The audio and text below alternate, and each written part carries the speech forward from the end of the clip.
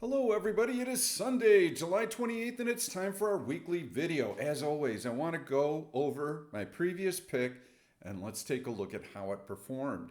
That's how you can gauge the performance of this trading system that I'm trying to teach you. It's how all the videos start, so if you want to get a feel for our performance, watch 5 or 10 of the last videos because they all start off with a review of the previous picks. Then I'm going to do some market analysis. We're going to take a look at what's happening technically, and then we're going to take a look at the news that we have ahead. We're going to get our market bias, put together our trade plan, and then we're going to go through and find another pick. That's how all of these work. So Wednesday, I did a live event with Harry, and ULTA was a bearish pick that I selected. It was a short, and you can see the live event was somewhere in this area here. This is a 15-minute chart, and you can see that it has not done a whole lot of anything in the last couple of days. I still like it as a short. Let's go into the D1 time frame, and you can see there is a very nice horizontal support level that's been breached. There was some pretty key price action that took place on Friday. What was that? Well, Friday we had a pretty significant market rally. And here you can see the market rally that we had early in the day. That was the close on Thursday. So market closed very soft, very low. Look at the size of that gap up, and the rally took us to almost 548. So that was pretty close to a 90-point S&P rally. Most stocks that were really strong rallied pretty hard on Friday. The ones that were really weak, they didn't do a whole lot. They stayed down, and that's why I liked Alta. We'll go back into that 15-minute chart. If this stock were going to rally on that 100-point move that we had on Friday, you would have seen much better price action. So I feel that if the market's going to go down, Alta is still a great short. I think that's one that you're going to want to be looking at. We also looked at Qualcomm. That was Harry's pick. Actually, I like that one as a short also, but I'll let him take that one because he posted that trade in the chat room. So the live event came out about here, and you can see how the stock was considerably lower than that entry point, and you can see how Qualcomm did not rally with the market on Friday. That is another sign that the selling pressure is relatively heavy. Let's look at that D1 chart. Why did we like it so much? Well, this is a significant breakdown below the 100-day moving average. You can also see an upward sloping trend line here. That was also breached to the downside.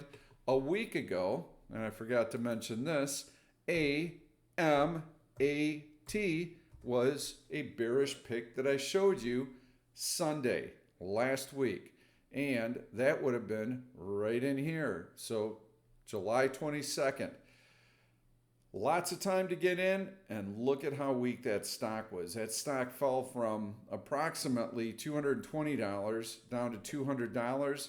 Now we wanted to see a breakdown. We wanted to see that 100-day moving average hold. So I believe this actually was the close Friday. This is what the stock did on Monday. And so you can see how with any market weakness, it was knocked right back down below that 100-day moving average. That's the type of price action we were looking for. And you had all day long to short that baby on Wednesday.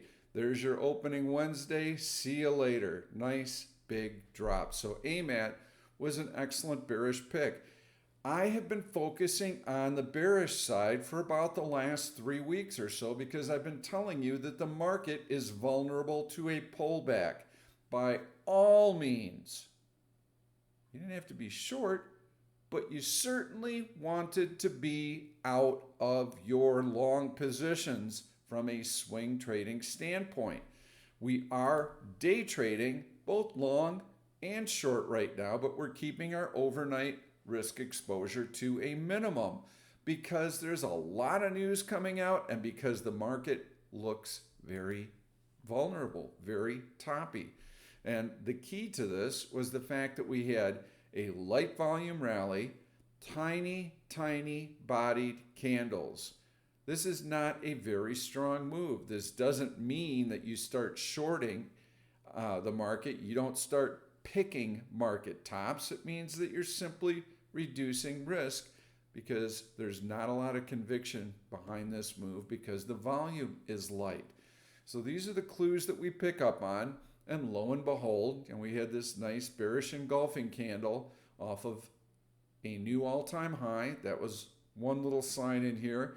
And then last week, before last week, we had a couple of signs that the market was vulnerable to a pullback. And there's one of your washouts right there. We also started to see that the laggards, the dogs, were barking. Those stocks were bouncing, and that's typical at the very late stages of a market topping process. You see rotation into those really, really weak stocks because everything else has run up so far, so fast, that you start to finally see a little lift in some of those dogs. It's very short-term in nature. It's another one of the tells that we look at. We also were looking at VXX. I'm going to put the daily chart up. We'll be able to take a look at what's happening in VXX. And we were noticing intraday that there were some nice little spikes. And what that told us is that asset managers were starting to buy some put protection. So right in here, we could start to see compress, compress, compress, compress, not going down anymore. And now we're starting to see this little bit of a lift in here. So some asset managers, they will hang on to their long positions and they will buy VIX or VXX or calls on either of those two products to hedge their long positions, because if uncertainty starts to creep into the market, you're going to see option implied volatilities to take off, and any pullback in those underlying stocks that they own will be hedged with this product because it will be moving higher. So this is a sign that we're starting to see some uncertainty creep in. Well, guess what? We have got a ton of news coming out this week.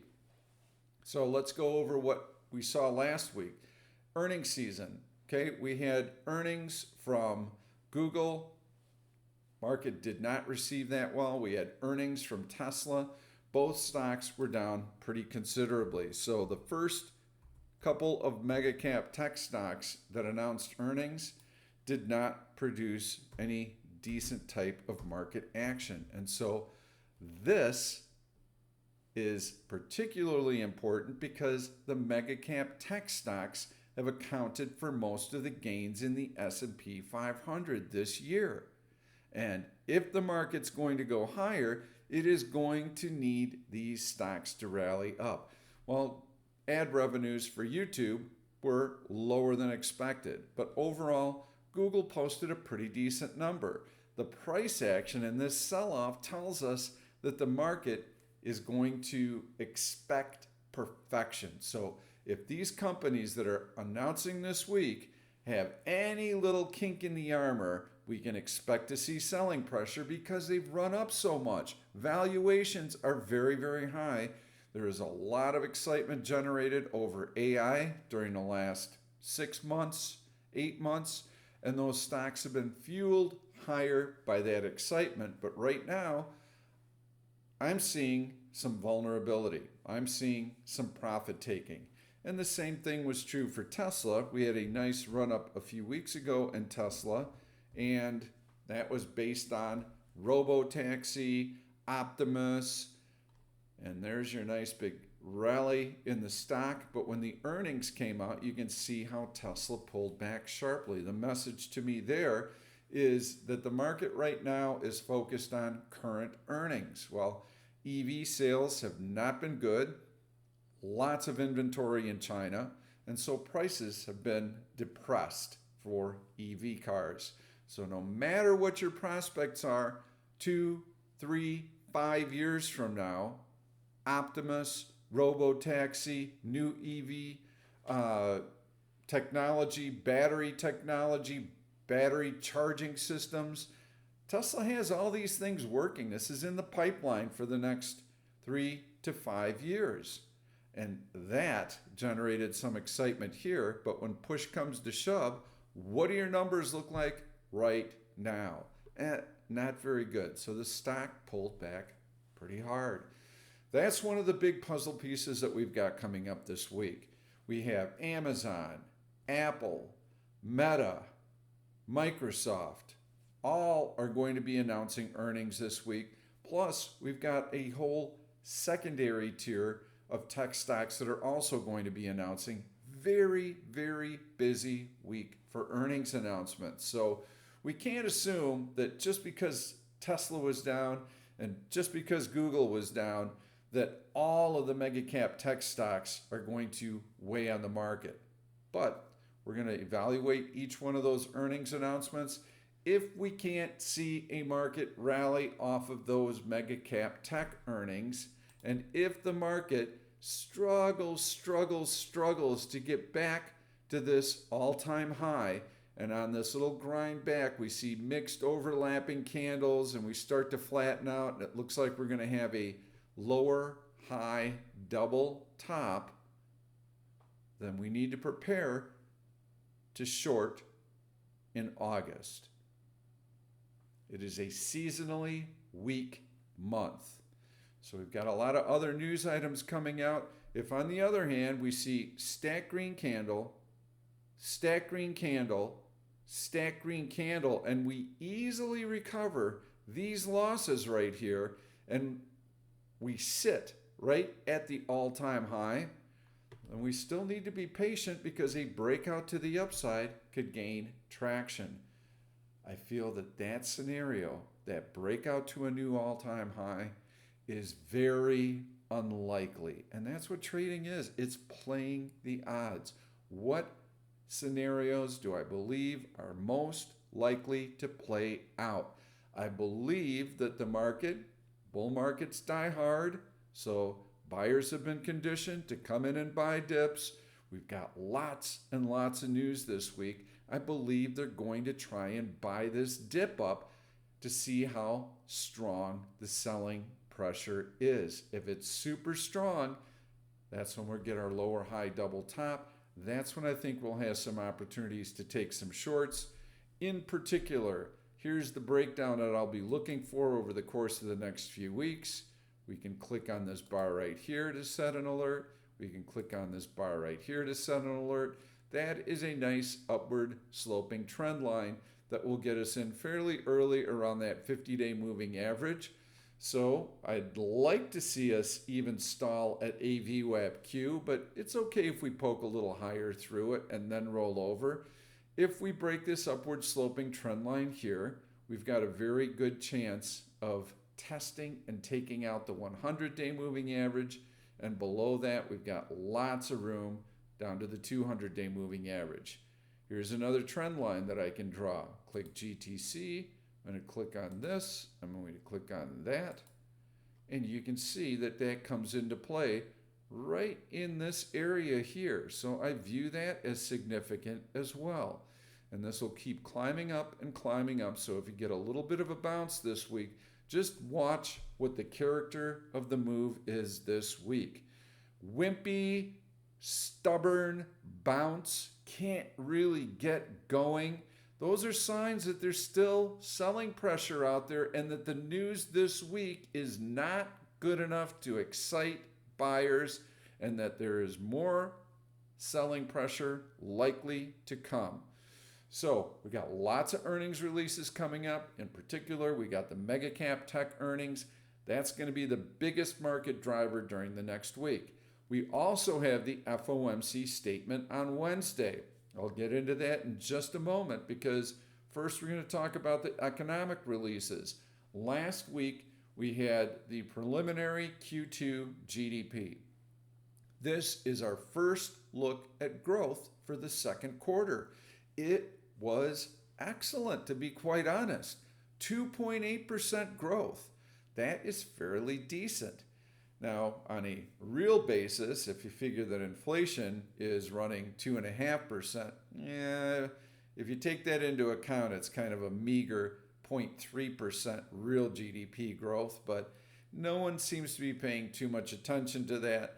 It's the 2.8% growth number that they're looking at, and the fact that the PCE deflator came in a little bit lighter than expected. It came in at 0.1%. So that's the Fed's preferred measure of inflation, their preferred gauge of inflation. So from my perspective, we've got a Fed that I don't think is going to do anything. They might roll off a little more of their balance sheet. So they are going to ease up on some of their quantitative tightening measures, but they're not going to cut rates. The market is pricing in a rate cut in September. There's an 80% probability of that based on bond futures. Not based on what Pete thinks. This is implied into the price of bond futures, the Fed funds rate. I don't think they're going to cut rates in September. We've got strong economic growth. We've got a market that's near an all-time high. We've got strong employment. We have inflation starting to come in. Why does the Fed need to cut rates? They don't need to cut rates at all. There's no reason for them to do that. They've got everything they could possibly want, and they don't see any signs of economic deterioration right now. That would prompt them to cut rates, but we're not seeing it right now. Talk about job growth. Well, the initial jobless claims numbers have been coming in around 235,000 each week. That's approximately where the 4-week moving average is. That tells me that ADP this week, JOLTS, the jobs report on Friday should all be pretty decent. Well, what does pretty decent mean? Probably be in the 200,000 range. Hourly wages have been coming in around 0.3%. That's okay. That's not too hot. It's a good number because wages are the largest input cost for manufacturers. It's important. So as long as it comes in around 0.3%, 0.2% would be even better. You just don't want to see a reading of 0.4 or 0.5. That could rattle the market a little bit. So we've got that news coming out. We have ISM manufacturing coming out on Friday. We'll see how the manufacturing sector is doing. ISM services will be that following week. I view that as a more important number because 80% of our economic activity is tied to the services sector. What else we got going on? We got official PMIs coming in from Europe and China, so we'll see what growth is like there. All told, I think the economic numbers are going to be pretty dang decent. I think the earnings releases are going to be pretty dang decent. Fed, not going to do anything, but no one's really expecting any policy changes this statement, okay? But they may be looking for some kind of hint, some type of inclination that the Fed might consider cutting rates in September. The market doesn't get that news this week. The market may not sell off right here, right now, next Wednesday. It could. It's more likely going to wait for those earnings announcements. And then what happens, and this is pretty typical in August, everything starts to fester. Okay, you got politicians leave for recess. The rats leave Washington, D.C. Then you've got the Fed goes into recess. We don't hear anything from them for a month and a half. Investors start to get nervous. Oh, gee, these economic numbers weren't quite up to snuff. Ooh, I wonder if the economy is going to soften in here. Maybe the Fed's not going to cut rates in September.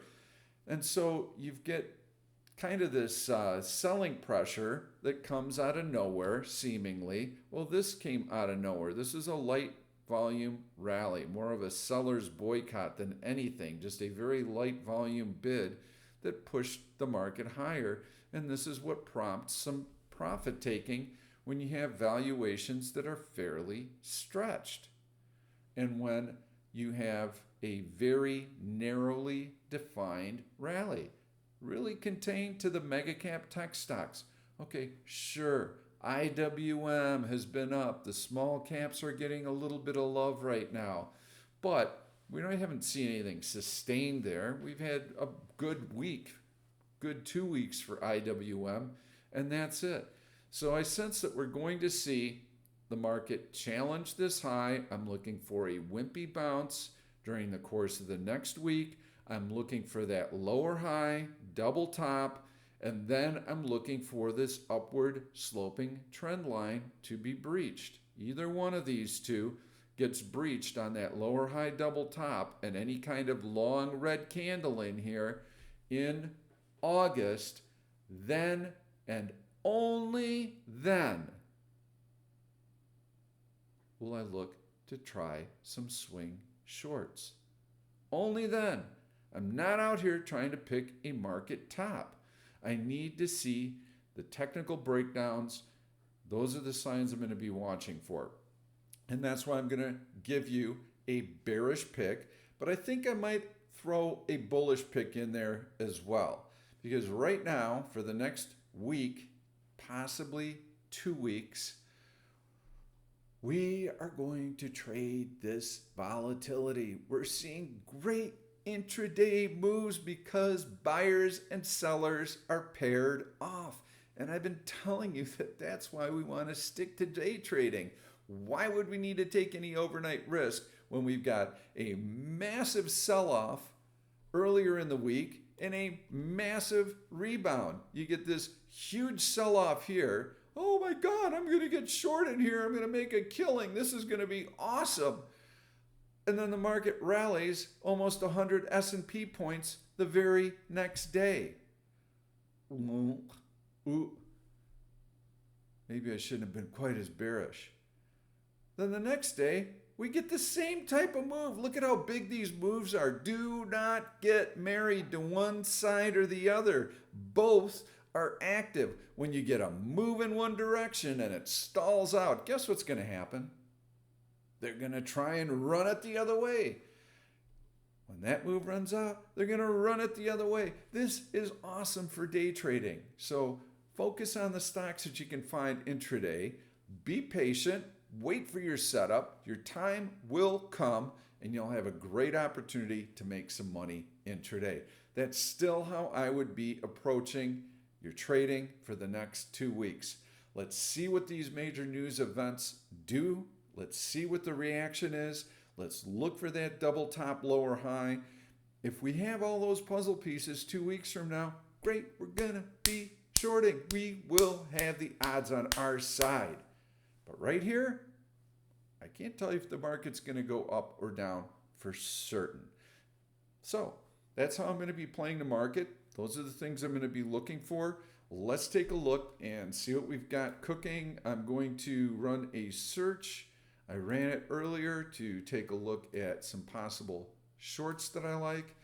And so what was my thinking behind the search that I ran? Well, I wanted to see relative weakness on a daily basis and on an hourly basis. And my reason for picking these longer time frames is that I want to make sure that the stock is relatively soft. So even though the market is up one day and down the next and up one day and down the next, I want to see a stock that's already rolling over, showing me some selling pressure. Same thing with the 1OP signal. I want to make sure that on a daily D1 basis and a 1 hour basis, I've got a stock that's been fairly weak. I'd also like to see the price of the stock above $10. I'd like to see if I can find some relatively cheap implied volatility, okay? I don't want to be buying puts on a stock that has an implied volatility that's 50, okay? Those are relatively expensive options. Sure, I could do some put debit spreads there. What I would prefer to do is to try and find a stock that when that 2 week window comes and goes and I get that double top lower high in the market, that I've got a position in a stock that I can put on and maybe ride for 2, 3, 4 weeks. So no ETFs, decent option liquidity, and I want it below the 50-day moving average. So those are some things that I'm going to be looking at. Those are all my criteria. And you can see some of the stocks that came up in this search as we continue to go down. You'll see Dell. Dell is a stock that I highlighted about 2 weeks ago. I loved this trend line here, and we were waiting for that trend line to be breached on some market weakness. That was a beautiful pick. That is why I'm showing you some bearish picks. I'm trying to anticipate what is going to be happening, and I'm not trading until I have those breakdowns and until I see that market weakness. That's why I'm showing you these picks. So wait for those technical breaches, wait for that market weakness, and then these will be some really nice stocks that you can take advantage of. But that's not going to be my pick. I'm going to go to Costco, and that is a stock that I like because it's been crowning. Okay, this is a gigantic warning sign for me. So you've got this stock has actually been nice. Look at how strong this stock has been. Okay, really nice stuff. There were many opportunities to buy Costco. Now all of a sudden, off of the all-time high, you get this monster red candle. All right, so let's take a look at that particular candle to gauge how far the stock moved. It went from 890 and the low of the day was 846. So it dropped $45. That's about a 5% move in a day. When I see that, it tells me somebody wants to sell it. What did the stock do after that? Couldn't get above AVWAP-E. Then it broke the 50-day moving average on Wednesday when the market was showing some signs of weakness. Thursday, obliterated. Look at that big move down Friday with a massive market rally early in the day. Monster gap up. That was a 40-point gap up in the S&P 500. And then we added about another 60 points to it. This is going to be a great tell for any short. Okay? Any short that's worth its merit out there is not going to rally very much. Well, what did Costco do?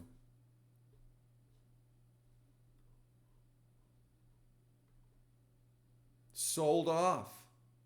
It sold off when the market was up like mad.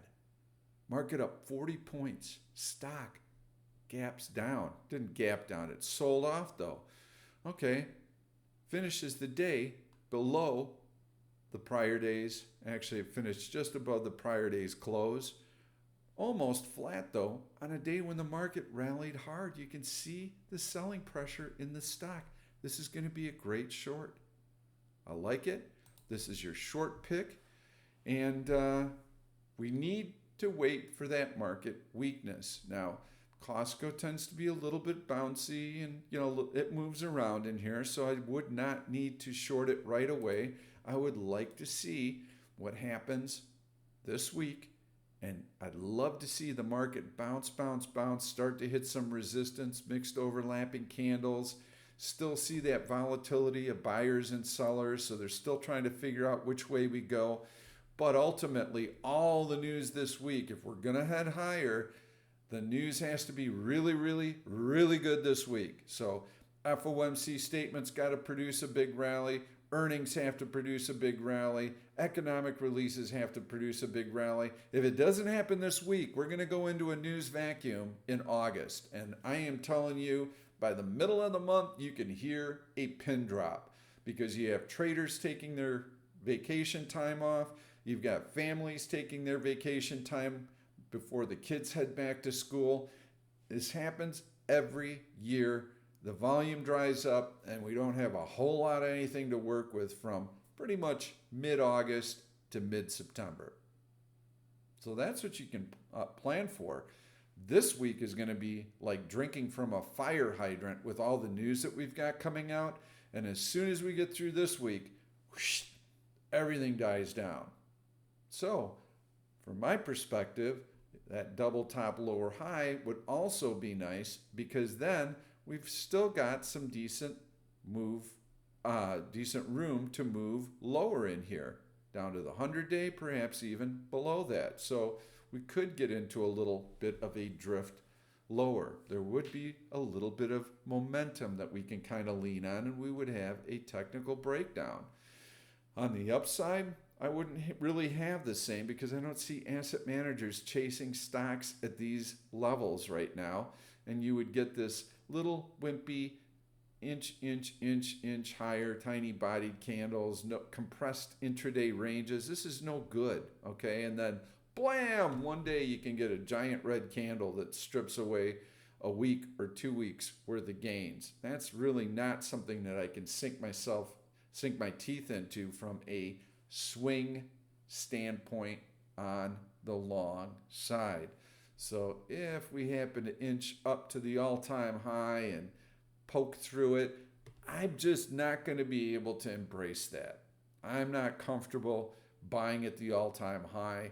I feel that the market is running out of gas here, and I think that at best we would tread water near the all-time high for a month or two. I just don't see it happening. I see us making that double top lower high, and because that's where my bias is, I'm going to be focusing more on shorts. So I really like that Costco short. Let me give you a good long that I saw last week. There were a couple of them, and I like these earnings reactions. RTX was one of them. I like the fact that it was able to blow through this horizontal resistance right here, and it was able to rally when the market was weak this week. So that's one that I'd be watching for. We need a few days for the stock to settle down after earnings announcements. This is a significant breakout. So we want to see half of this long green candle preserved. It can come back and test it. That's good. But then we'd like to start seeing it inch its way higher, particularly if we get any decent little market action to the upside here. So watch for that. Watch for relative strength. Watch for this bid check to complete itself. And then I think RTX is going to be a nice stock to trade on the upside. It's a defense company. LMT was another that I really liked this week. And you can see how this stock is continuing to march higher. This is a beautiful compression and a horizontal breakout. And so now you can see how the stock is starting to climb higher and higher. So LMT could be another nice one, but please, these are intended to be day trades, okay?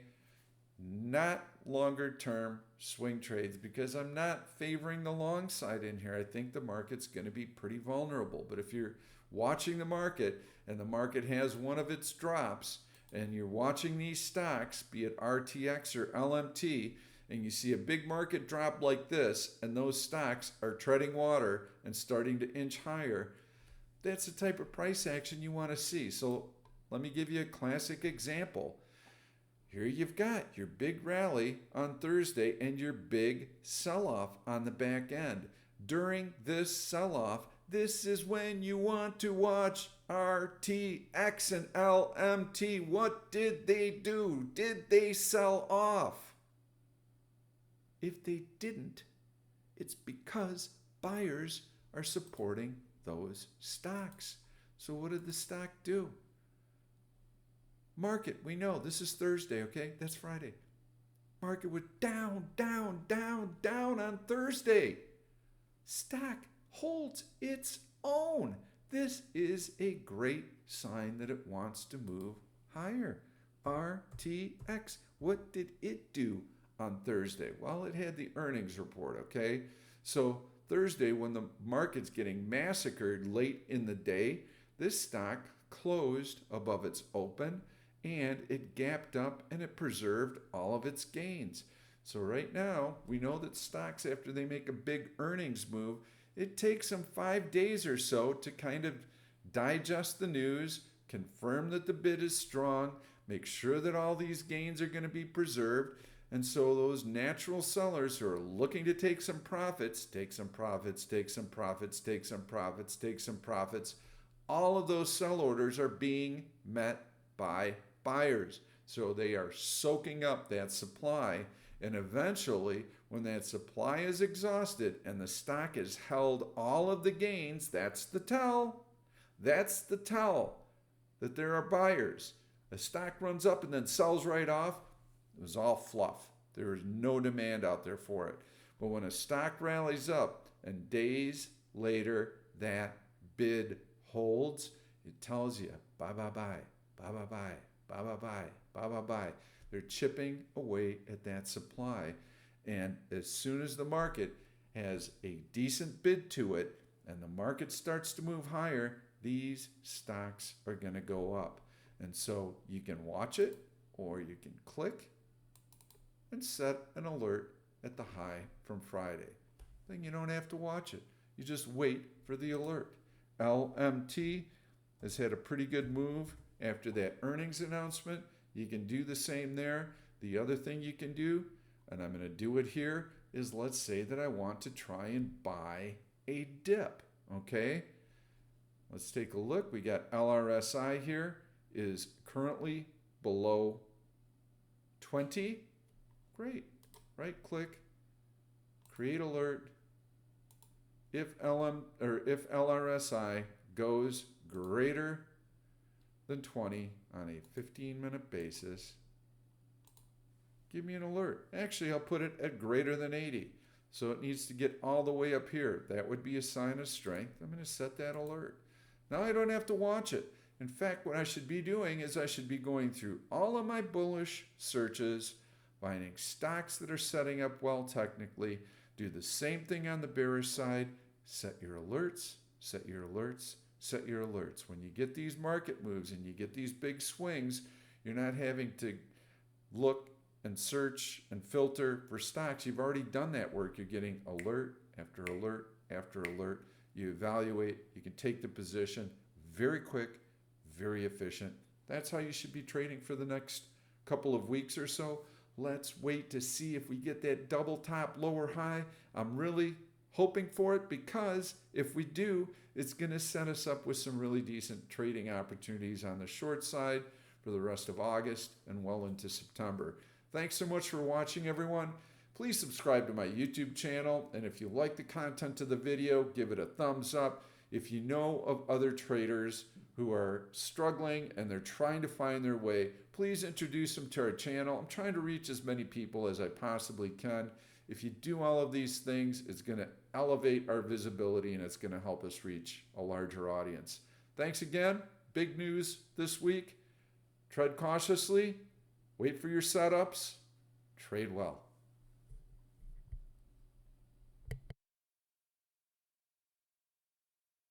Thank you for watching this YouTube video. I'm Pete Stolzers, and I'm going to keep the trade ideas coming along with lots of education, so make sure to subscribe to the channel and please turn on your notifications so that you never miss another trade.